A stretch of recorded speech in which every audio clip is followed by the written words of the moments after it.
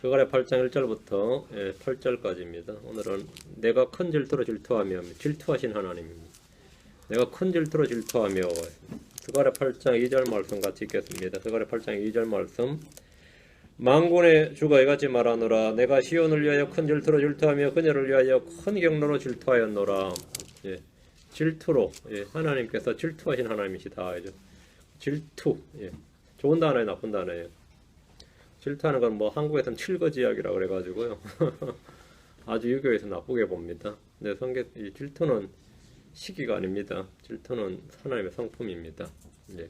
잠깐 기도하겠습니다. 주 하나님 감사합니다. 주께서 함께 도우시고 훈육을 풀어주셔서 이 시간 주의 말씀이 선포될 때 주의 영께서 함께 임하시고 또 저희 마음 가운데 큰 은혜와 또 권능과 주의 경이로움이 함께 임하기를 간구합니다. 그래서 듣는 모든 분들이 마음의 큰 기쁨과 즐거움을 갖고 하나님의 말씀을 받아들이게 하시고 또 선한 마음에 이 말씀을 받아서 인내로 열매 맺도록 도우시길 간구합니다. 전능하신 주 하나님께서 또 생수의 샘을 터뜨려 주셔서 저희 가운데 이것이 차고 넘치게 하시길 원하옵고 주의 말씀의 씨앗들이 전부 열매 맺고 자라나서 그런 많은 그런 하나님께서 기뻐하시고 영광을 받으시는 그런 많은 의의 열매들 맺히도록 도와주십시오. 감사드리며 주의 성기도합니다. 아멘. 주님께서 내가 시온을 위하여 큰 질투로 질투하며 그녀를 위하여 큰 경로로 질투하였노라 이렇게 하셨습니다. 하나님의 이 독특한 성품 중에 하나가 질투입니다. 질투. 하나님의 거룩함, 공의로움, 선하심, 긍휼, 오래 참으심 이런 것들은 여러분 이미 너무 익숙한데 하나님의 그 성품 중에 하나가 질투다 이거죠. 질투. 하나님은 질투하신 하나님이시고 하나님의 질투는 경로와 진노로 소멸시키는 불입니다. 흔히 질투는 사랑의 또 다른 얼굴이라고 합니다. 질투는 죄가 아닙니다. 시기와 달리 질투는 하나님의 성품입니다. 하나님은 질투하십니다. 대언자 엘리야는 질투했습니다. 바울은 질투했습니다. 고린도서 11장 2절에 내가 하나님께 속한 질투로 너희에 대하여 질투하노니 이는 내가 너희를 순결한 처녀로 순결한 한 처녀로 그릇없게 드리기 위해 한 남편에게 너희를 정혼시키기 때문이라. 여보면 내가 하나님께 속한 질투로 질투가 어디에 속했다고요? 하나님께 속한 질투 이랬죠. 하나님께 속한 질투로 너희에 대하여 질투하였노니. 질투는 하나님께 속했다. 하나님의 속성이고 사람들이 하면 누구나 가지고 있는 성품입니다. 질투의 영이 임한 남편은 자기 아내를 질투합니다. 율법은 아내를 향해 질투하는 이 질투의 영이 임한 남편에 대한 이 법이 있습니다. 율법에 이렇게 대한 이 판별법이 있고 이 처리법이 있어요. 솔로몬의 아가에 보면 아가서 8장 6절에 사랑은 주음같이 강하고 질투는 무덤같이 잔인하니 그것의 수천 극히 맹렬한 불꽃을 지는 불붙은 수친이라. 사랑은 주음같이 강하고 질투는 무덤같이 잔인하니 그것이 뭐죠? 질투는 말이에요. 질투는 그것의 수천 극히 맹렬한 불꽃을 지는 불붙은 수친이라. 질투는 consuming fire다. 질투는 뭐냐? 소멸시키는 불. 극히 맹렬한 불꽃을 지는 불붙은 수치다. 했습니다. 사랑의 하나님은 또한 질투의 하나님이십니다. 하나님께서 사람들처럼 질투의 감정으로 분노와 경노를 한다는 사실에 익숙치 않는 그런 성도들이 있을지 모르겠습니다. 주님은 스스로 자신을 질투하는 하나님, 질투라 이름을 가진 하나님이다 이렇게 계시하셨습니다. 이것은 대언자들이나 사람들이 한 말이 아니라 주님께서 친히 그렇게 자신을 계시하셨다 합니다. 출애굽기 20장 5절, 34장 14절. 출애굽기 20장 5절, 34장 14절. 출애굽기 20장 5절입니다. 그것들에게 절하지 말고 그것들을 섬기지 말라. 나 주 곧 내 하나님은 질투하는 하나님이니라. 나는 나를 미워하는 자들에게 아버지들의 불벌 자손들에게 벌하여 3, 4대까지 이르게 하거니와 했습니다. 주님께서 나 곧 주 내 하나님은 질투하는 하나님이니라. 주님께서 십계명을 주시면서 친히 말씀하신 이 말씀입니다. 하나님은 이스라엘이 우상 숭배할 때 그들에 대해 질투하는 하나님이 되십니다. 하나님 이스라엘이 우상들의 절하고 섬길 때 질투하셔서 그들을 대적하시며 분노와 경노를 쏟아부으시고 소멸하시는 질투의 하나님이 되십니다. 뒤로 와서 34장 14절. 출애굽기 34장 14절. 34장 14절입니다. 너는 다른 신에게 경배하지 말라. 주는 질투라는 이름을 가진 질투하는 하나님이니라. 주님은 질투라는 이름을 가진 질투하는 하나님이니라 했습니다. 우상 숭배는 주님을 질투하게 하는 일입니다.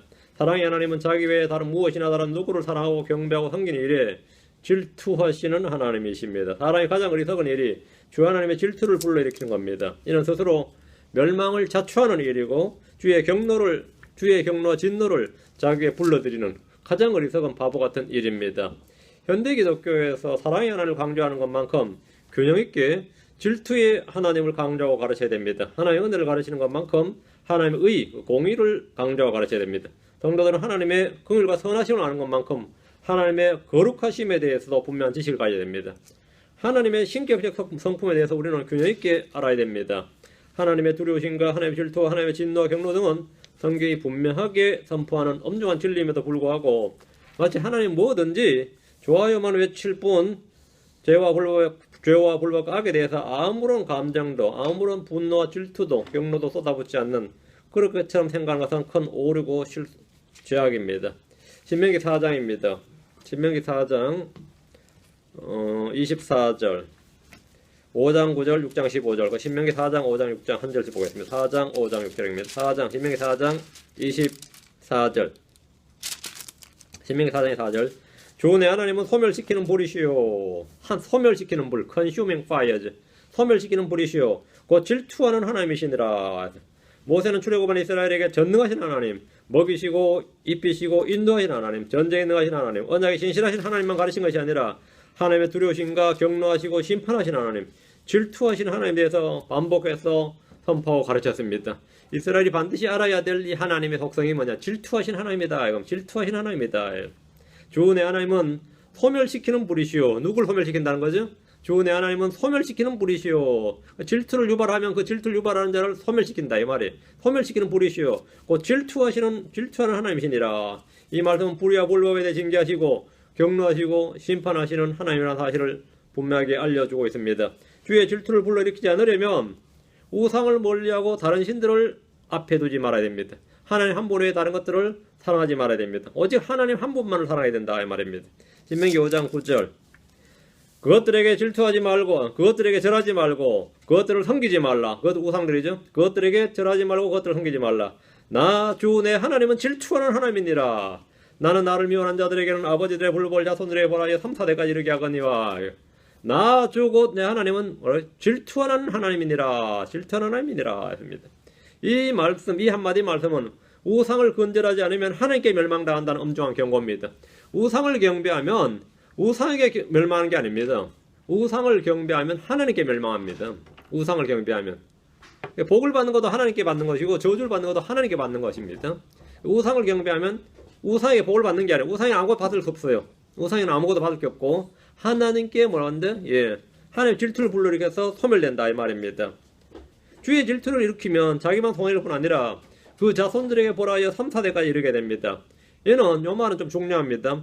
이 가계의 저주가 대물림한다거나 하나님께서 죄도 짓지 않은 자식에게 부모의 죄를 물어서 연좌죄를 제거한다는 것이 아니고 죄의 결과로 인해 받는 심판이 자신뿐 아니라 자녀의 세대들 후대에 영향을 미치기 때문입니다. 예를 들어서 아버지가 죄를 지어서 감옥에 들어가면 자식들이 어떻게 되죠? 그 타기를 받죠. 당연히 타기를 받습니다. 그게 바로 뭐냐 벌하는 거예요. 벌되는 거죠. 그게 벌입니다. 예를 들어 뭐 유전도 마찬가지입니다. 유전도 마찬가지고 완전히 몸을 망쳐가지고 마약을 했다든지 알코올에 중독됐다든지 가지고 하면 그 자녀들이 어떻게 되는 거죠? 자기가 한 게 아니죠. 근데 이 뭡니까?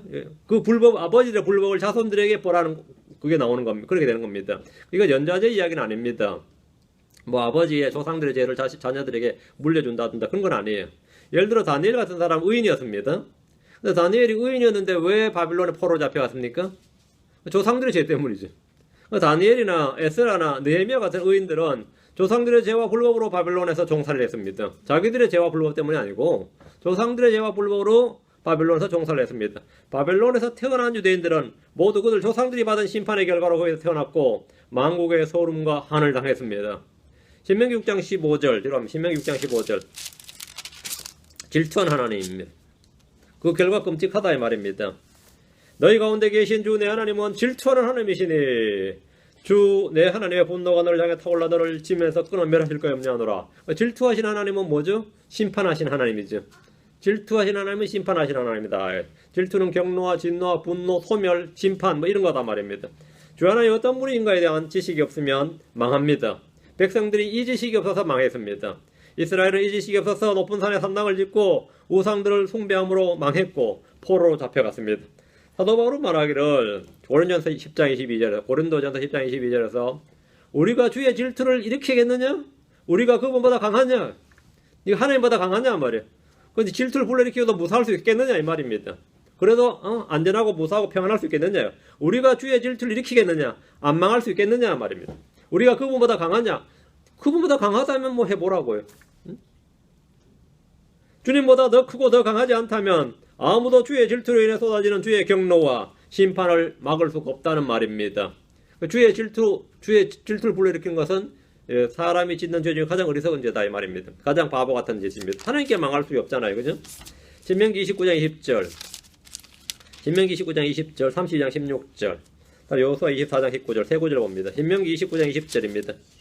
29장 32장 신명기 29장 20절 주께서는 그를 용서하지 아니할 뿐 아니라 주의 분노와 그분의 질투가 그 사람을 대적하여 연기를 뿜으며 또 이 책에 기록된 모든 저주가 그에게 놓이리라. 주께서 그 이름을 하늘 아래에서 지워버리시고 여기 보면 질투가 그 사람을 대적하여 연기를 뿜으며 이랬죠.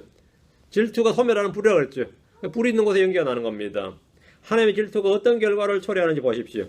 주께서 질투하시면 그를 용서하지 않으시고 그 사람을 대적하여 연기를 뿜으며 연기를 뿜는다는 말은 소멸하는 불로 태우고 있다는 말입니다. 이 책에 기록된 모든 저주가 그에게 놓이고 그의 이름을 하늘 아래에서 지워버리십니다. 엄청난 심판이 아닐 수 없습니다. 주의 질투는 소멸시키는 불이고 연기를 뿜는다는 이 말씀은 이스라엘 사람들이 항상 실물 설교로 생생하게 그걸 보았어요. 늘 어떻게 본지 아세요? 이 질투한 하나님 소멸시키는 불 연기 뿜는 대적하여 연기를 뿜으며 이 말은 제단의 불을 볼 때마다 보는 겁니다. 제단의 불은 이스라엘 사람들이 제단에 희생물을 태울 때 이 주의 불이 제단에서 솟아올라옵니다. 주의 불이 이게 주의 소멸시키는 불이에요. 그럼 제단에 고기가 확 타죠. 그래서 연기를 막 뿜어내 기름들 태우면서 막 연기를 뿜어내는데 그게 바로 소멸시키는 consuming fire입니다. 그게 바로 consuming fire. 희생물과 거기에 있는 기름들을 태울 때 나는 연기를 막 뿜어내는데 제단에서 나오는 주의 불 연기가 바로 주의 분노와 그분의 질투를 보여주는 겁니다. 바로 이것이 바로 주 하나님이 심판한 주 하나님을 보여주는 거죠. 이스라엘 사람들이 이것이 어떤 것인지 너무나 사실은 잘 알 수 있는 거였죠. 늘 보는 거였으니까. 신명기 32장 16절입니다. 신명기 32장 16절 그들이 이방신들로 하여금 그분의 질투를 일으키고 가증한 것들로 그분의 분노를 일으켰도다. 주님이 뭘로 질투하시냐 이거예요. 주님이 뭘로 분노해. 웬만하면 주님께서 오래 참으시고 긍휼이 많으시고 그렇죠. 그렇기 때문에 웬만한 일로 주님이 성질내는 일은 없는데 주님이 분노하고 경노할 일은 거의 없어요. 주님이 주님의 성질을 건드렸다. 말하면 주님을 열받게 하셨다. 주님을 우리 주 하나님은 어떻게 하면 뭘 건드렸어. 그 영린을 건드렸다 하면 안 되고요. 우리 주님이 뭘 건드렸어. 그게 뭐냐면 우상숭배입니다. 그러니까 그걸 하면 하나님은 뭐하는 거죠? 그냥 이 경노가 분노가 그냥 속에서 치솟아 오르는 거죠. 그 주의 불, 주의 연기가 그 사람을 향해서 쏟아 나온다 이 말이에요. 그 이방신들로 그분의 질투를 일으키고 가증한 것들로 그분의 분노를 일으켰도다. 주의 질투를 일으키는 것은 이방신들 우상숭배입니다. 이방신들 우상숭배는 주의 진노, 질투, 경노를 불러일으키는 겁니다.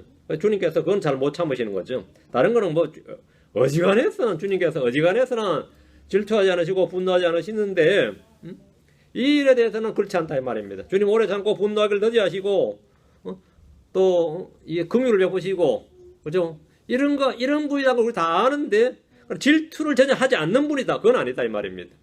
뭐에 가장 민감하냐? 주님이 가장 민감한 센서티브한 게 뭐냐면 주님 외에 다른 무엇을 사랑하는 것, 다른 누군가를 사랑하는 그겁니다. 거기에 대해서는 하나님께서 질투하시는데 여러분들은 뭐 요즘 뭐 석상이나 뭐 금이나 은이나 아니면 돌로 나무나 나무 아니면 조각상에 대고 뭐 절하거나 뭐 그 앞에서 기도하거나 그런 건 잘 안 하죠. 뭐 웬만한 크리스천이면 침례교인이라면 그런 건 잘 안 할 겁니다. 뭐 그럼 이제 대신 다른 걸 사랑하죠. TV 연속골도 사랑한다든지 그죠? 뭐 그런 거는 이제 주님께서 TV를 때려 부수면 좋은데 주님께서 TV를 때려 부수진 않아요 보통. 그 사람을 때려 부수지. 보고 있는 그 사람을 때려 부수지. 사람들 어떻게 하죠? TV 때려 부수죠. 우리 어른들도 보면 그랬어요. 이제 친구가 기타를 너무 좋아해서 막 기타나 치고 있으니까 아버지가 그냥 막 기타를 때려 부숴버리던데 그런 일은 좀 자주 있거든요. 그러다 나중에 그래 이번엔 기타를 때려 부수면 다음에 네 다리 몽둥이를 때려 부순다 뭐 이런 말도 하고 뭐 꺾어버린다 이런 말 하죠. 주님께서는 우리가 하나님보다 더 사람 모은 게 있을 때 뭘 참으시죠. 참으십니다. 오래 참으십니다. 분노를 더디하시고 동정 힘도 다 있는데 질투하시는 분이다 이 말입니다. 그 질투로 말미암아서 망한다 이거요. 예. 다음 여호수아서입니다. 여호수아 24장 19절입니다. 이 하나님의 성품, 하나님 어떤 분인가에 대해서 우리가 잘 알아야 됩니다. 여호수아서 24장 19절. 여호수아는 자신이 죽기 전에 이스라엘의 타락과 배교를 미리 보고 이렇게 대언했습니다. 그 유언인데요. 백성들 모아놓고 장로들 모아놓고 이렇게 말했어요. 여호수아 24장 19절. 여호수아가 백성에게 이르되 너희가 능히 주를 섬기지 못하려니 그분은 거룩한 하나님이시오. 맞죠? 그분은 거룩한 하나님이시오. 질투하는 하나님이시므로 너희 범법과 죄들을 용서하지 아니하시리라 했습니다. 주님은 어떤 하나님? 거룩하신 하나님, 질투하신 하나님. 여호수아가 백성들에게 가르쳐줄 하나님입니다. 이것은 백성들에게 악담이나 저주를 한 것이 아니라 정확히 미리 본 사실, 역사를 말해준 겁니다. 그 대언자 여호수아가 이 이스라엘의 운명을 미리 말해준 거예요. 이들이 분명히 내가 죽고 나면 이렇게 한다 이거죠. 여호수아 당대 장로들이 죽자 그들은 즉시 주를 버리고 우상을 숭배했습니다. 여호수아가 틀렸다는 걸 보여준 것이 아니라 여호수아 한 말이 맞았어요. 맞았죠. 그들은 산당들로 그분의 분노를 일으키고 자기들의 새긴 형상들로 그분의 질투를 일으켰습니다. 그 결과 이스라엘은 기근과 역병과 또 칼로 죽임을 당하거나 원수들에게 포로가 됨으로 주를 섬기지 못하게 된 일이 허다했습니다. 주를 섬기기를 거부하고 우상을 섬길 때 주는 아예 그들에게 능히 주를 섬길 수 없도록 해버리심으로써 심판하셨습니다. 하나님의 심판은 그들이 행한 대로 대갚아 주시는 겁니다. 행한 대로 대갚아 주신다. 그 행한 대로 대갚아 주시는 게 뭐냐면 내가 계속해서 주를 섬기기를 거부하면 주를 섬기지 못하게 해주겠다 이거야. 주를 섬기기를 거부했다 그러면 주를 섬기지 못하게 해주겠다 이거. 마찬가지입니다. 주일예배 계속 빠지면 예배 못 드리게 해주겠다 그러지. 얼마든지 하나님 그렇게 하시는 분입니다. 뭐 자꾸 빠지고 싫다 하면 하지 말라고. 하지 말라고요. 어떤 분이 자기가 기도만 하면 말이죠. 이 병이 잘 낫는 그런 목사님이 계셨어요. 진짜. 그래가지고 사람들이 응급실로 안 가고 집에 막 병이 나면 막 심야에도 목사님한테 전화로 좀 와달라고 기도해달라고 하는데 약점이 하나 있는데 원거리 리모트가 안 됐나 봐. 그 자리에 그냥 기도해주면 나면 좋은데 꼭 가서 이렇게 기도를 해주면 낫고 그랬나 봐요.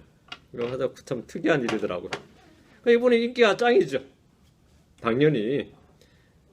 근데 어느 날 새벽에 전화가 왔어요. 새벽에 자는 한참 자는데 좀 빨리 좀 급히 좀 와달라고. 근데 이분이 기쁨으로 가야 되죠, 그죠? 근데 기쁨으로 가겠어요, 안 가겠어요? 여러분 생각이 어떻게 생각하세요? 내가 왜 이런 고생을 해? 사서 고생하냐고 이러면서 불평을 막 했거든요.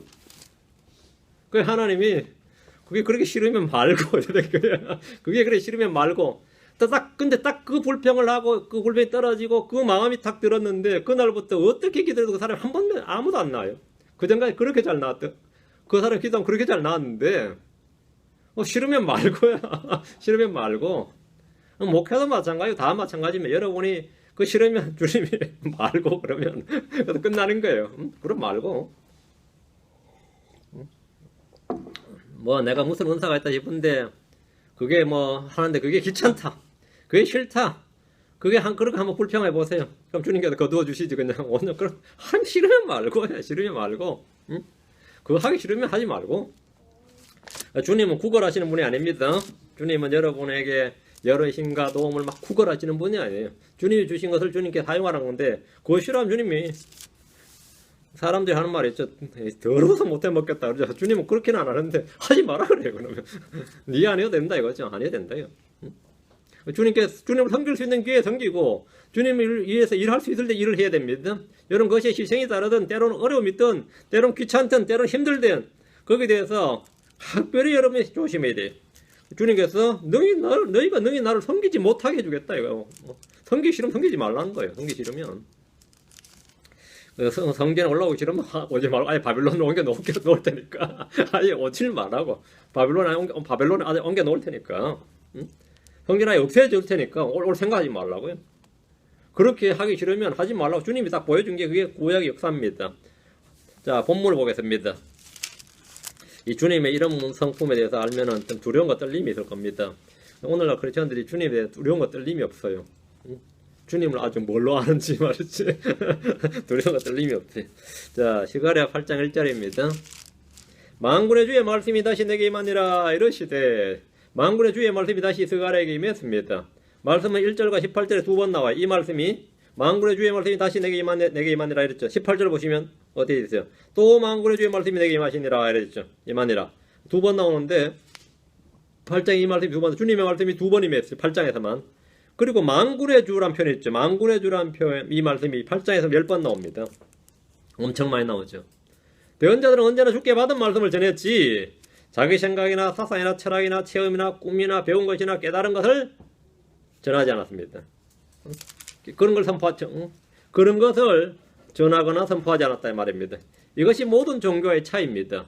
대언자들은 언제나 만군의 주의 말씀이 임했을 때 그 주의 말씀을 대언하고 선포한 겁니다. 성경은 주께서 대언자들을 통해 주신 말씀입니다. 베드로서 1장 20절 21절에 먼저 이것을 알라, 성경의 기록은, 성경 기록의 대언은 결코 어떤 사적인 해석에서 나지 아니하였나니 대언은 옛적에 사람의 뜻으로 말미암아 나오지 아니하였고 오직 하나님의 거룩한 사람들은 성령님께서 자기들을 움직이시는 대로 말하였느니라 했습니다. 성경은 주의 말씀이 대언자들에게 와서 그들이 받은 말씀을 선포한 겁니다. 2절 만군의 주가 이같이 말하노라, 내가 시온을 위하여 큰 질투로 질투하며 그녀를 위하여 큰 경로로 질투하였노라. 질투하였노라. 만군의 주가 이같이 말하노라 했는데 8장에서 처음 받은 주의 말씀에서 이같이 말하노라, 만군의 주가 이같이 말하노라, 이같이 말하노라는 표현도 10번 나옵니다. 여기 기록된 모든 말씀이 다 철저히 주의 말씀이라는 점을 반복해서 선포하는 겁니다. 대언자 스가랴는 주의 말씀을 받은 그대로 직접 합법으로 선포했습니다. 일반적으로 이렇게 선포하는 말씀을 신탁이라고 합니다. 이걸 오라클이라고 그래요. 주의 말씀을 받아서 이같이 말하노라. 주께 받은 말씀을 전하는 거죠. 이제 이걸 신탁이라고 합니다. 성경을 읽는 독자들이라면 성경 속에서 대언자들의 철학이나 종교나 사상이나 그들의 깨달음이 아니라 주께서 직접 말씀하신 것을 보고 들을 수 있습니다. 주님은 말씀하시기를 내가 시온을 위하여 큰 질투로 질투하며 그녀를 위하여 큰 경로로 질투하였노라 했습니다. 이 말씀은 스가랴 1장 14절에서 이미 받았던 말씀입니다. 스가랴 1장 14절은 그러므로 나와 대화하던 천사가 내게 말하되 너는 외쳐 이르기를 만군의 주가 이같이 말하노라, 내가 예루살렘과 시온을 위하여 큰 질투로 질투하였노라. 예루살렘과 시온을 위하여 질투했다 그랬죠.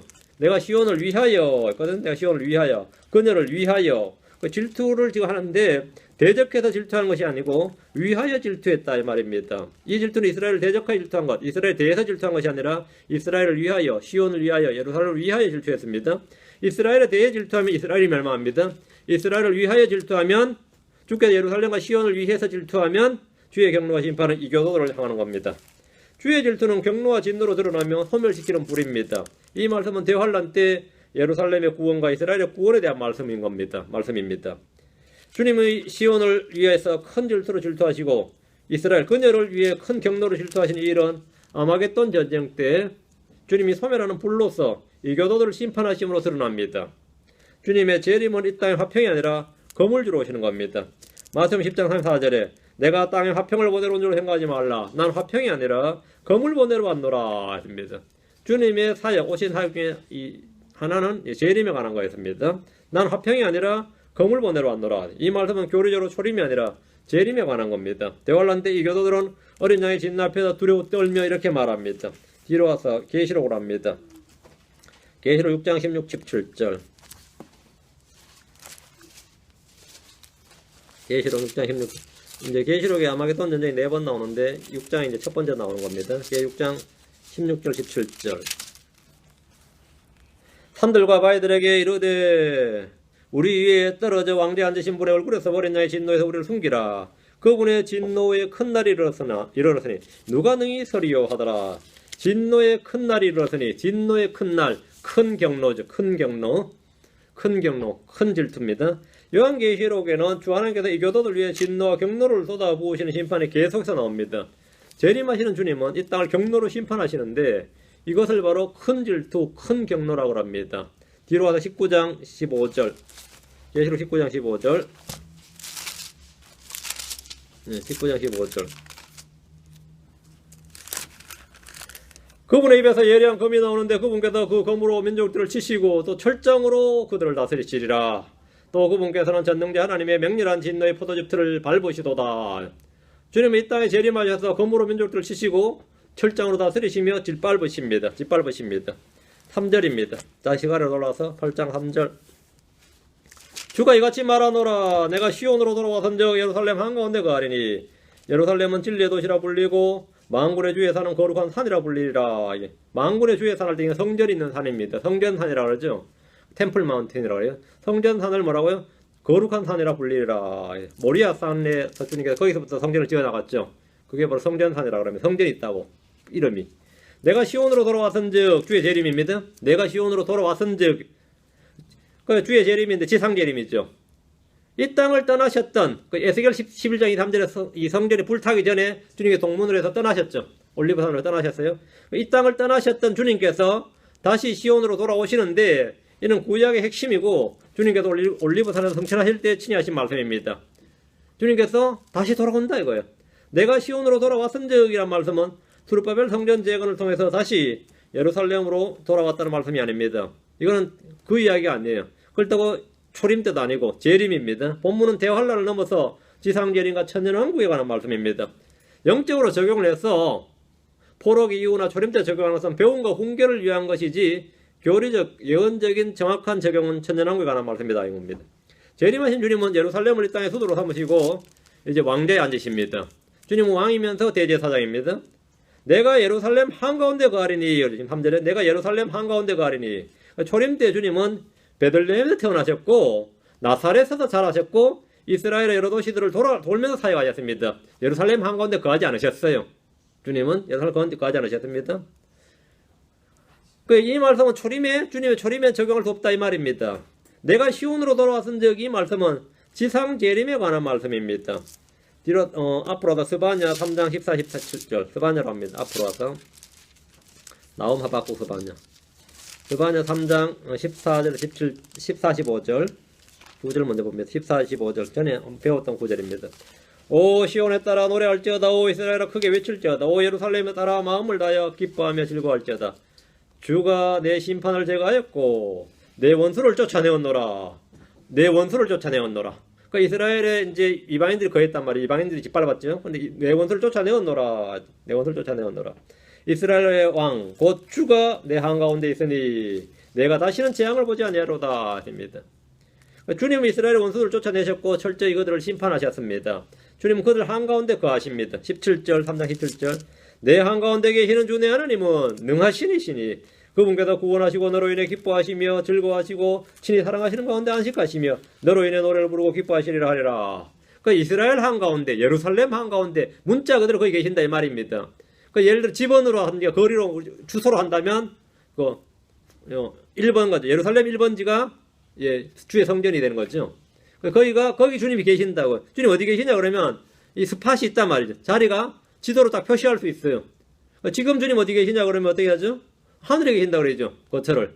우리 속에 계신다. 이건 영적인 영으로 계시는 것이고 주님의 겉은 하늘이란 말이죠. 올라가셔서 그때는 땅에 내려오셔서 너희 한가운데 계신다. 이건 문자 그대로 계신다 이거죠. 주님이 어디 계시냐? 세상에 주님이 어디 계시냐? 하나님 어디 계시냐 그러면 지금처럼 하나님 안 보여 그럴 필요 없이 예루살렘에 계시잖아 이렇게. 예루살렘 거기 계시잖아 이렇게. 보시면 가서 보면 되는 거고. 주의 재림으로 이 땅에 하늘의 왕국이 세워지고 주님께서 예루살렘 한가운데 계십니다. 그럼 누구든지 예루살렘 가서 주님 어디 계시냐 그러면 저기 이렇게 할 수 있단 말이죠. 응? 뭐 도로가 다 있단 말이죠. 저리 가라고. 어느 쪽에서 가든지 저기 저 산 있는데 저기 성전 보이지? 저기 있다. 저기 계신다. 여기. 이렇게 주님 저기 계신다고. 그래서 예루살렘 이름이 그날 이후로 그 도시 이름은 주께서 거기에 계신다 되리라 하는 말씀대로 주께서 거기에 계시다가 됩니다. 주님 예루살렘 한가운데 가시면 예루살렘은 진리의 도시라 불리고 주의 산, 성전 있는 산은 거룩한 산이라 불립니다. 이 세상에 많은 도시들이 있습니다. 많은 도시들이 있는데 어느 도시가 진리의 도시라 불린 도시가 있어요? 진리의 도시라 불린 도시 없죠. 런던과 뉴욕은 금융의 도시라 불립니다. 금융도시라 그러죠. 파리는 예술의 도시라 그럽니다. 맞아요? 이곳 LA는 이름이 로스앤젤레스라서 그런지 천사들의 도시 이렇게 말합니다. 캐톨릭 교회는 로마를 신의 도성이라고 불렀고 예루살렘을 흔히 3대 종교의 성지라 부릅니다. 그러나 지금 예루살렘은 분쟁의 도시에 불과합니다. 살렘이 평화인데 평화는 상관없죠. 예루살렘은 분쟁의 도시입니다. 초림 때 예루살렘에는 헤롯이 왕으로 있었고 로마의 빌라도가 총독으로 있었습니다. 이방인들이 지배하고 있었다 이 말입니다. 주 70년에 예루살렘은 로마에서 완전히 무너지고 불타버렸습니다. 지난 2000년간 예루살렘은 11차례나 점령자가 바뀌었습니다. 지금 예루살렘은 국제사회에서 분쟁과 폭력의 씨앗이 되고 있습니다. 구약에서 예루살렘은 처음에 여부수족 속의 도시였습니다. 이스라엘은 정복전쟁 때 이 땅을 빼앗지 못하고 계속해서 여부수족 속에 살다가 다윗이 이 도시를 정복해서 통일왕국의 수도로 삼았습니다. 이때부터 이 도시를 다윗의 도시라고 불렀습니다. 그러나 이 도시는 불법과 폭력과 음행과 우상숭배로 말미암아 주께 심판을 받습니다. 주께 심판을 받았어요. 예루살렘의 다른 이름은 시온인데 성경에서 152번이나 나옵니다. 줄여서 예루살렘을 이제 살렘 이래 부르기도 하고 그 별칭으로 아리엘 이렇게 부르기도 합니다. 예루살렘은 하나님의 도시입니다. 예루살렘은 하나님의 도시다 이거죠. 시편 46편 4절에 한 강이 있는데 그 강의 시내들이 하나님의 도시 곧 지극히 높은 시내의 장막들이 있는 거룩한 처소를 즐겁게 하로다. 그리고 하나님의 도시 곧 지극히 높은 시내의 장막들이 있는 거룩한 처소. 예루살렘이 하나님의 도시다. 남북왕국이 나누어지면서 이곳은 이제 이스라엘의 도시에서 유다의 도시로 바뀌었죠. 예. 남왕국은 유다와 베냐민만 남았으니까 북왕국은 사마리아가 수도가 됐고 남왕국은 예루살렘이 계속 수도였는데 그 유다의 도시 이렇게 됩니다. 많이 축소가 되어버렸습니다. 그렇게 남아있다가 이제 대환란 때 예루살렘은 소돔과 고모라로 불립니다. 계시록 11장 8절에 그들의 죽은 몸이 그 큰 도시에 거리에 놓이리라. 그 도시는 영적으로 소돔과 이집트라고 하며 그곳은 또한 우리 주께서 십자에 못 박힌 곳이니라. 그 도시는 예루살렘은 말이에요. 영적으로 소돔과 이집트라고 하며 이랬습니다. 대환란 때 적그리스도가 거기에 성전에 앉고 말이죠. 거기 지배하고 이방인들이 거기 완전히 지배하기 때문에 그 도시가 뭐가 된다고요? 소돔과 고모라가 된다. 소돔과 고모라. 소돔과 이집트라고 불린다. 이 말이에요. 소돔과 이집트라고 불린다. 엄청난 말이죠. 소돔과 이집트라고 불리며 했습니다. 주님이 이 땅에 다시 오시면 예루살렘은 거룩한 도시, 그 사랑받는 도시, 진리의 도시라 불립니다. 대언자 이사야는 이 도시를 엄숙한 도시라고 그랬고 스가랴는 진리의 도시라고 그랬고 에스겔은 주께서 거기 계시다. 예레미야는 우리의 의라고 불렀습니다. 그 도시 이름이 뭐라고? 주 우리의 의예요. 예루살렘이라는 도시 이름이 참 다양하게 불리는데 예레미야 33장 16절에 그날들의 유다가 구원을 받고 예루살렘을 안전히 거하며 그것을 부를 때 쓸 이름은 이러하니 예루살렘을 부를 때 쓸 이름은 이러하니 이름이 뭐냐 그러니까 곧 주 우리의 의라 하리라. 주 곧 우리의 의라 하리라. 그 도시 이름이 다 너무 독특하죠. 주께서 거기 계시다도 독특하고 주 우리의 의다 이거예요. 천년왕국 때 예루살렘의 이름은 의의 도시, 신실한 도시, 주의 왕자, 주의 도시, 거룩한 분의 도시, 거룩한 분의 도시. 또 헵시바, 또 푸른 올리브 나무, 주 우리의 의, 주께서 거기 계시다, 진리의 도시, 주의 산, 거룩한 산 이런 식으로 불립니다. 예루살렘은 단순히 3대 종교의 성지가 아닙니다. 이사야 64장 62장으로 갑니다. 4절 12절입니다. 이사야 62장 4절 12절. 이사야 62장 4절 12절. 사람들이 다시는 너를 버림받은 자라 부르지 아니하며 다시는 내 땅을 황폐한 땅이라 하지 아니하고 오직 너를 헵시바라 하며 내 땅을 뷸라라 하리니. 헵시바 뷸라가 무슨 뜻인지 모르겠던 뒤에 보면 돼요. 이는 주께서 너를 기뻐하시며 내 땅에 결혼할 것이기 때문이라. 헵시바가 기쁨입니다. 뷸라가 결혼입니다. 주께서 나와 결혼한다. 내 땅에 헵시바는 기쁨, 나의 기쁨이 그녀에게 있다 이 말입니다. 뷸라는 결혼한 남편 있는 이런 뜻입니다. 그 예루살렘을 하고요. 주께서 너를 기뻐하시며 오직 너를 헵시바라 하며 내 땅을 뷸라라 하리니 이랬습니다. 62장 12절. 그들이 그들을 가리켜 거룩한 백성이라 주께서 구속한 자들이라 하며 또 너를 가리켜 찾아낸 자라 버림받지 아니한 도시라 하리라. 그 예루살렘 이름이 뭐라고요? 찾아낸 자 버림받지 아니한 도시. 예루살렘 이름이 많죠. 헵시바, 땅은 뷸라, 찾아낸 자 버림받지 않는 도시 뭐 이런 뜻입니다. 천년왕국에서 예루살렘은 참으로 다양한 이름으로 불리는 것을 볼 수 있는데 모두 우리 주님과의 관계성, 주님의 사역을 드러내는 이름들입니다. 그 이름 자체에서 뭘 드러낸다고요? 주님의 사역을, 주님이 어떻게 이 도시에 어떤 사역을 했는지 그 사역을 드러내는 도시다 이 말입니다. 사역을 드러낸다. 다음 4절 5절입니다. 다시 스가랴로 오셨어요. 스가랴로 오셔서 8장 4절 5절. 만군의 주가 이같이 말하노라. 예루살렘 거리에 여전히 늙은 남자들과 늙은 여자들이 거하되 예루살렘에 뭐 있다고요? 노인들이 있다고요.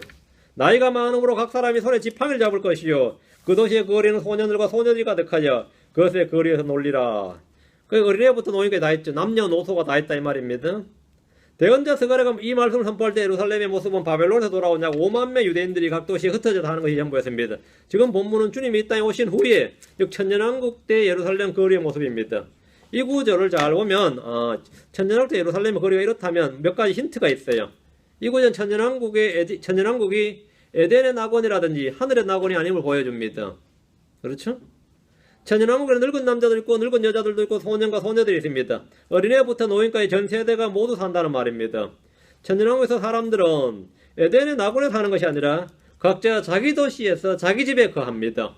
천년왕국에서 사람들은 그렇게 산다 이거죠. 천년왕국에는 노인들이 있고 그들이 손에 지팡이를 잡습니다. 그 손에 지팡이를 잡는다는 말은 뭐죠? 노인이 있다. 노인은 손에 지팡이를 잡는다 이거죠. 천년왕국에서 사람들의 노화가 정리되거나 죽음이 없다는 건 거짓입니다. 천년왕국에는 노인이 있고 죽음이 있습니다. 질병도 있어요. 아이들이 출생하고 자라나고 살다 노인이 되고 노인이 되면 지팡이를 짚고 날수가 차면 죽습니다. 이게 천년왕국을 씁니다. 천년왕국과 하늘을 혼돈하면 안 됩니다. 천년왕국은 이 땅의 왕국이에요. 이 땅의 왕국입니다. 이사 65장 20절 22절입니다. 이사 65장 20절 22절. 날수가 많지 않는 어린 아기나 자기의 날들을 채우지 못한 노인이 다시는 거기 없으리니 아이가 100세에 죽으리라. 100살 정도가 아이라고 불리네요. 그러나 죄인은 100세가 되어도 저주받은 자가 되리라. 죄인도 있어요. 그죠? 22절. 그들이 짓되 다른 사람이 거주하지 않으며 그들이 심되 다른 사람이 먹지 아니하리니 내 백성의 날수는 나무의 날수와 같으며 나의 선택한 자는 자기 손으로 일한 것을 길이 누리리라. 나무의 수명과 같다 했는데 사람이 나무의 수명처럼 오래 사는 것은 분명히 맞지만 죽음은 있습니다. 노화도 있고 죽음도 있어요. 천년왕국에서는 더 이상 안 늙는다. 그건 안 늙습니다. 천년왕국에서도 이 땅에는 죄인이 있고 저주도 있고 정죄도 있고 심판도 있습니다. 그 도시의 거리는 소년들과 소녀들이 가득하여 그것의 거리에 논다는 말을 볼 때 천년왕국에서 인구가 아주 기하급수적으로 팽창할 것이라는 점을 알 수 있습니다.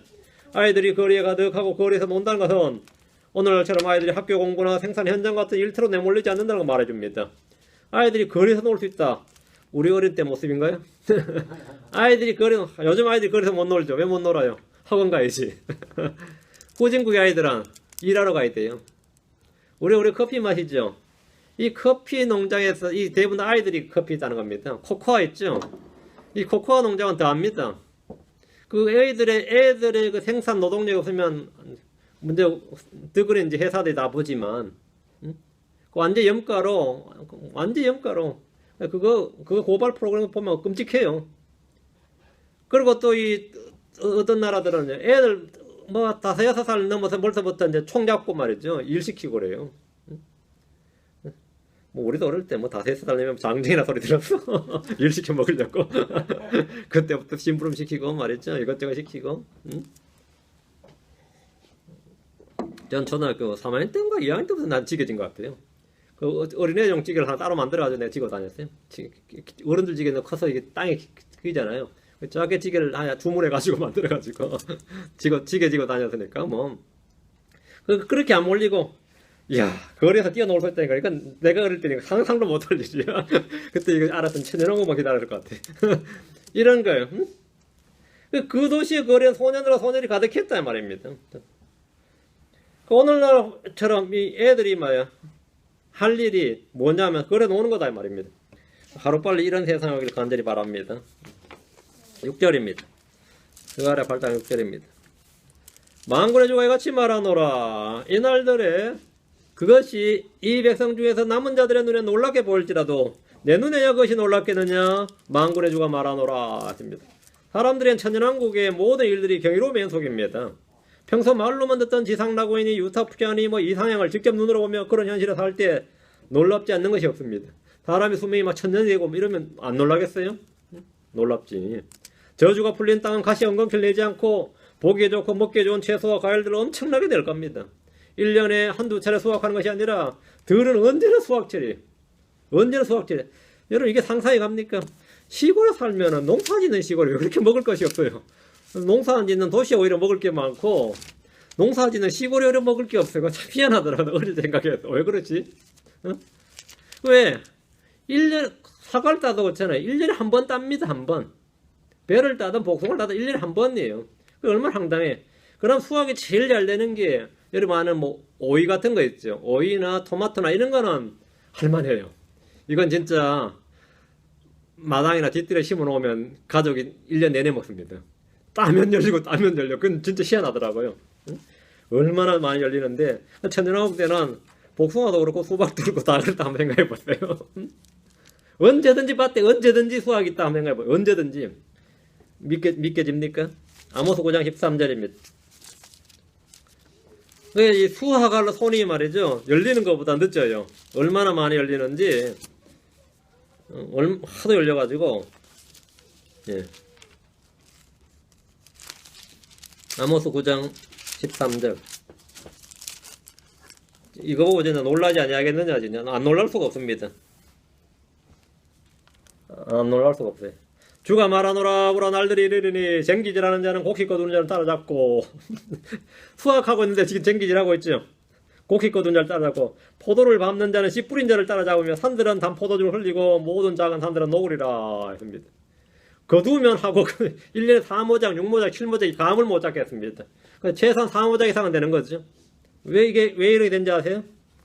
이사야 30장 26절. 일단 지력이 회복되어 버리는 거고요. 지력이 엄청나게 하나님께서 저주가 땅에 저주가 거치면서 지력이 엄청나게 회복되어 버리는 거 하나. 그게 하나고. 다음에 이사야 30장 26절. 햇빛이에요. 이사야 30장 26절에 또 주께서 자신의 백성의 찢어진 것을 삼으시고 그들의 매맞은 상처를 치유하시는 날에 달빛은 햇빛 같고 햇빛은 7배나 되어 7날의 빛같으리라. 이 정도 되면 뭐 1모작이 아니죠. 1모작, 2모작 이런 수준이 아니단 말입니다. 응? 그런 수준이 이런 것을 보고 놀라지 않을 사람이 누가 있겠습니까? 이게 이상기원이라고 할 수 있어요? 어? 이게 이상기원이라고 할 수 있냐 이거죠. 이리 어린 양이 함께 거하고 표범이 염소 새끼 함께 누우며 송아지 젊은 사자와 살진 임새 함께 있어 어린아이가 그것들을 인도하며 염소와 곰이 함께 먹고 그것들의 새끼들이 함께 누우며 사자가 소처럼 풀을 먹으며 젖 먹는 아이가 독사의 고모에 놀며 젖된 아이가 독사의 꿀에 손을 넣는 그래도 해를 입지 않는 아무 해를 입지 않는 이런 것을 볼 때 놀라지 않을 사람이 누가 있겠습니까? 그런데 이게 주님의 눈에도 놀랍느냐 이거예요. 저는 참 놀라운 게 그겁니다. 전 놀라운 게 뭐냐면 나라마다 민족마다 아무도 군대가 없고 무기가 없는 세상이 된다는 겁니다. 무기를 전부 다 뭡니까? 농기구로 만든단 말입니다. 그리고 주를 아는 지식이 온 땅을 덮습니다. 천연왕국의 사람들은 놀라지 않을 수가 없지만 주님은 놀라지 않습니다. 이 백성 중에서 남은 자들의 눈에 놀랍게 보일지라도 내 눈에야 그것이 놀랍겠느냐. 망군의 주가 말하다. 내 눈에야 놀랍게 보이겠느냐. 놀랍게 안 보이죠. 주님은 놀랍지 않은. 너무나 이게 정상이었죠. 우리가 지금 비정상에 살고 있는 것이었고 이게 정상인 시대입니다. 내 눈에야 그것이 놀랍겠느냐 했는데 주님이 놀라워라 하는 장면도 없잖아 있습니다. 주님이 성경에서 깜짝 놀라시는 장면이 한 번 나옵니다. 여러분 마태복음 8장 10절에 나오는 거예요. 백부장의 믿음을 보고 놀랐어요. 응? 놀라워하며 이러시되 주님이 놀라워하며 이러시되 주님이 놀라버렸어요. 이스라엘은 이런 믿음을 본 적이 없다 이렇게. 응? 이탈리아 백부장의 믿음을 보고 주님이 놀라버렸어. 주님이 놀라워하셨다 이거예요. 여러분이 주님을 놀라게 하는 방법은 그겁니다. 주님이 표적 보여줄까 그럼 괜찮습니다. 말씀하시면 됩니다. 그럼 주님이 얼마나 놀라워라. 체험을 주랴 괜찮습니다. 말씀만 있으면 됩니다. 이런 놀라운 주님이 주님을 놀래키는 방법이 주님을 놀래키는 방법입니다. 여러분이 주님을 깜짝 놀라게 하는 방법이 그겁니다. 믿으면 주님 믿습니다 해버리면 돼요. 믿습니다 하면은 예. 네가 웬일이냐 그럴지 모르겠어요. 네가 어인일이냐 할지 모르겠습니다. 자, 스가랴 8장 7절입니다. 다시 스가랴 왔어요. 8장 7절 믿습니까? 한번 주님 놀랍게 보세요.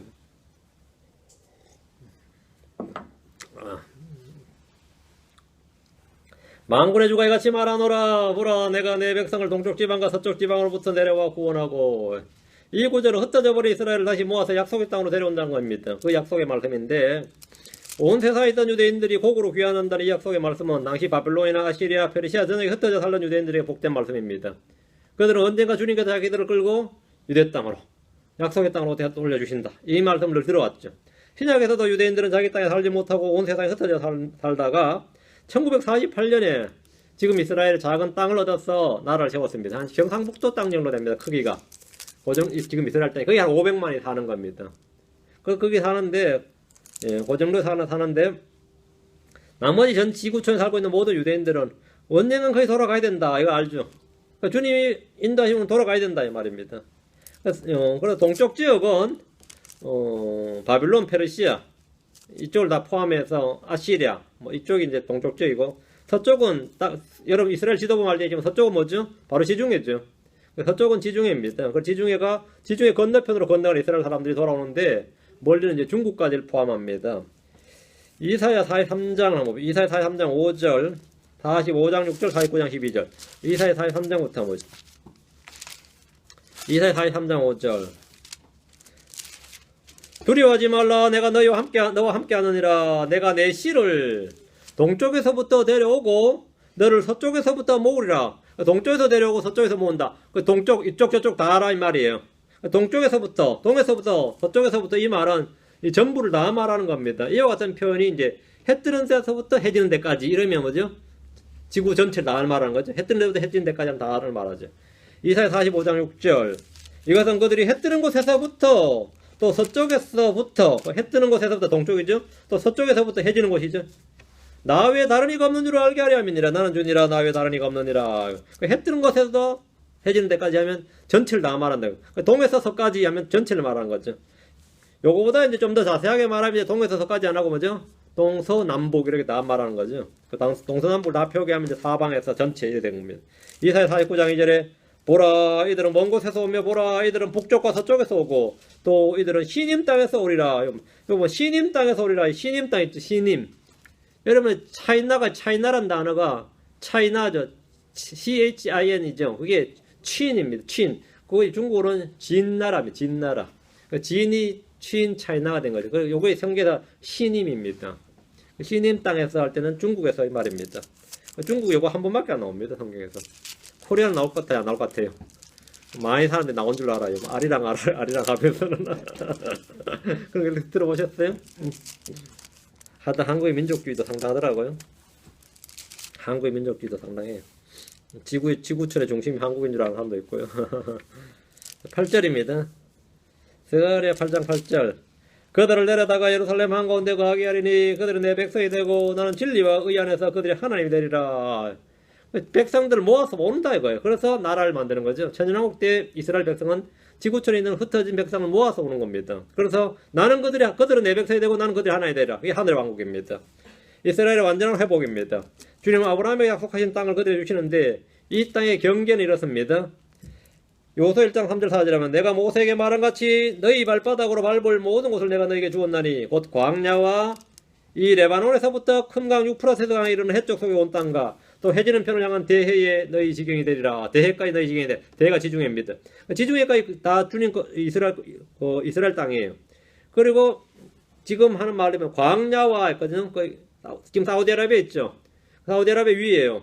이 광야와 시나이 반도죠. 광야와 레바논에서부터 큰 강 유프라테스 강에 이르는까지. 지금 레바논 사람 들었으면 기가 막히겠네요. 레바논에서부터 큰 강 유프라테스 강에 이르는 해쪽 속에 온 땅과 해지는 편을 향한 대지경까지. 이스라엘 땅 굉장히 그러면 넓게 됩니다.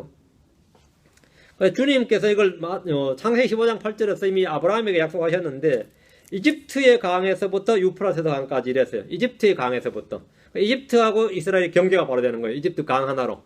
한국 같으면 이제 요즘은 압록강하고 두만강을 두고 이제 북한하고 중국이 이제 경계를 하거든요. 압록강 철교가 있는데 철교 한 중앙에 보면 표시가 있어요. 그게 국경입니다.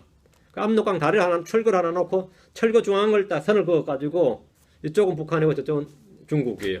압록강도 다 북한 게 아니고 강 중앙을 나누는 거죠. 강 중앙에 나누면 넘어가면 이제 중국이 되고 강 중앙만 넘으면 중국이 되는 겁니다. 이제 그래서 이제 뭐 중소 국경 뭐 중소가 이제 국경 중국과 소련이 국경 분쟁할 때 타이가 끼얹은 게 북한이거든요. 북한도 러시아하고도 국경 문제를 해결해야 되고 중국하고도 국경 문제를 해결해야 되는데 이 국경 문제를 깨끗하게 해결을 못했어요. 아직도 깨끗하게 해결이 안 돼가지고 힘이 약하다 보니까 이제 자꾸 이제 밀린 거죠 많이.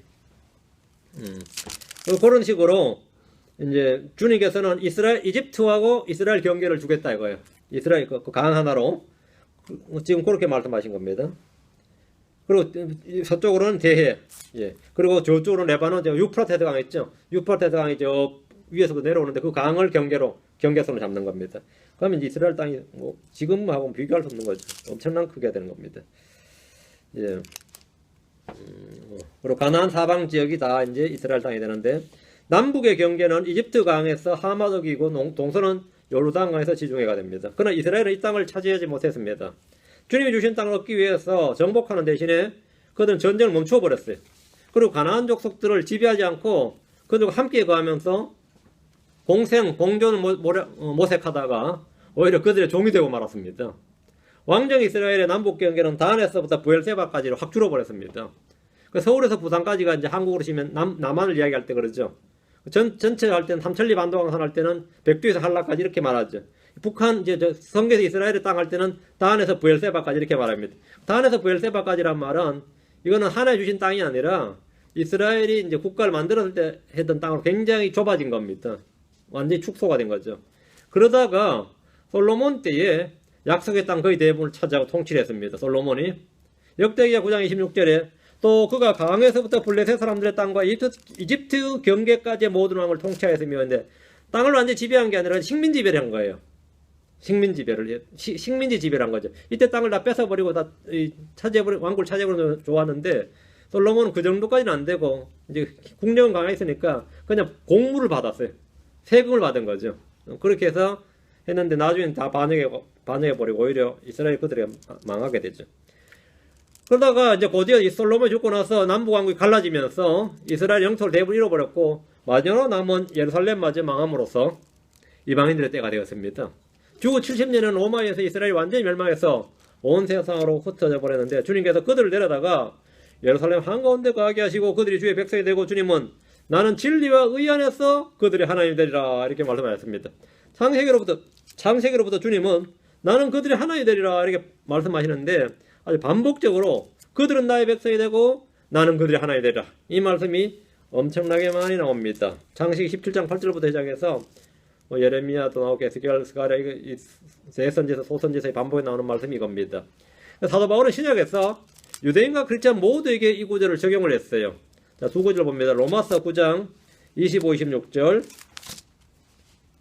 로마서 9장 25, 26절 사도행전 15장 15절, 18절 자, 로마서 9장 25, 26절부터 이것은 그분께서 호세아에 글에서도 이르시되 내가 내 백성이 아니던 자들을 내 백성이라 부르며 사랑받지 못하던 그녀를 사랑받는 자로 부르라. 또 전에 그들에게 이르기를 너희는 내 백성이 아니라 한 그곳에서 곧 거기에서 그들이 살아계신 하나님의 아이들이라 불리라 함과 같으니라.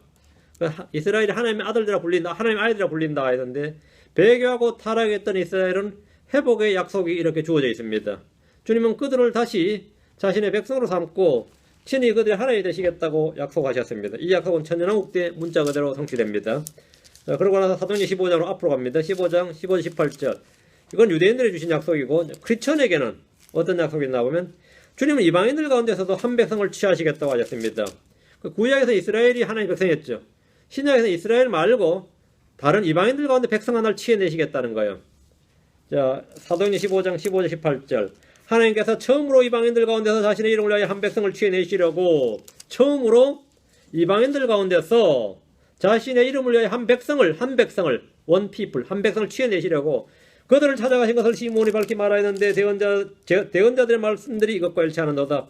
기록된 바에 이르기에 내가 돌아와 다윗의 새로워진 장막을 다시 건축하고 재림이죠. 지상 재림입니다. 내가 그것에 허물어진 것을 다시 건축하며 예루살렘을 다시 재건한다는 겁니다. 내가 그것을 세우리니 이것은 사람들 중에서 남은 자들과 이스라엘의 남은 자들입니다. 천년왕국에 들어 이스라엘 남은 자들이에요. 이기는 자들 남은 자들 이스라엘 남은 자들과 내 이름으로 불리는 모든 이방인들이 주를 찾게 하려 함이니라. 내 이름으로 불린 이방인들 크리스천들이죠. 이 모든 일을 행하는 주가 말하노라 하셨은즉 세상이 시작된 이래로 하나의 모든 일은 그분께서 하시느니라.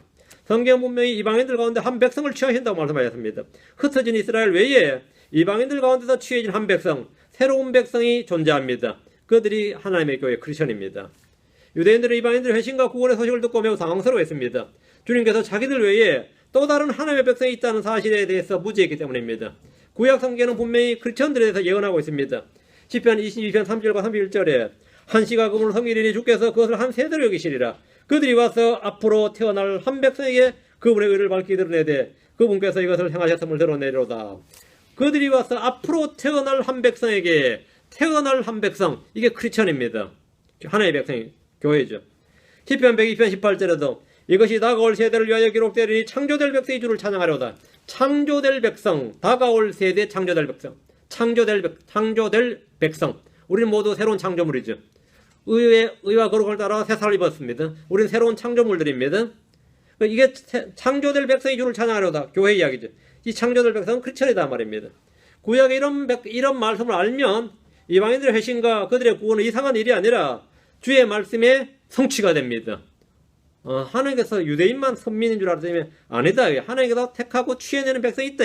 취해내신다. called out. 이것이 바로 교회입니다. 이게 교회예요. 베드로는 이 사실을 사도들과 장로들 앞에서 선포한 겁니다. 하나님께서 처음으로 이방인들 가운데서 자신의 이름을 위해 취해내시려고 그들을 찾아가셨습니다. 그것이 바로 그의 전도, 복음 전도입니다. 이것이 이렇게 해서 불러낸 자들이 교회, 크리스천 어셈블리죠. 이게 철치다 말. 이건 신약교회입니다. 주의 재림 때도 마찬가지입니다. 남은 자들과 내 이름으로 불리는 모든 이방인들이 주를 찾게 하십니다. 자, 고린도후서 6장 16절. 고린도후서 6장 16절. 자, 따라오시면 됩니다. 자, 고린도후서 6장 16절. 하나님의 성전이 우상들과 무슨 조화를 이루겠느냐? 너희는 살아계신 하나님의 성전이니라. 하나님께서 이러시되 내가 그들 가운데 거하고 그들 가운데 거닐며 나는 그들이 하나님이 되고 그들은 내 백성이 되리라. 자, 보세요. 주님은 이방인 성도들, 즉 크리스천들을 성전으로 삼으시고 그들 가운데 거하고 그들 가운데 거니십니다. 주님은 그들이 하나님이 되고 그들은 주의 백성이 됩니다. 이것이 바로 주님께서 새롭게 한 백성을 취해내신 겁니다. 그리고 이까지가 이제 오늘날 우리에게 적용되는 말씀이다 이 말입니다. 주님께서 하신 일이죠. 주님께서 천연왕국에서 이스라엘에 대한 회복의 약속이 있고 이방인들에 대한 약속이 있다 이 말입니다. 오늘 사도행전 스가랴는 여기까지 8장에서 원래 15절까지 하기로 했는데 너무 좀 애매해가지고 분량이 8절까지만 하고요. 나머지 9절부터는 다음 시간에 하겠습니다. 다음 시간에 하겠습니다. 읽으시면서 이제 이 구절이 대상을 누구로 하는지 아니면 세대가 어디인지를 여러분이 스스로 이제 감이 잡힐 겁니다. 성경 읽으면서.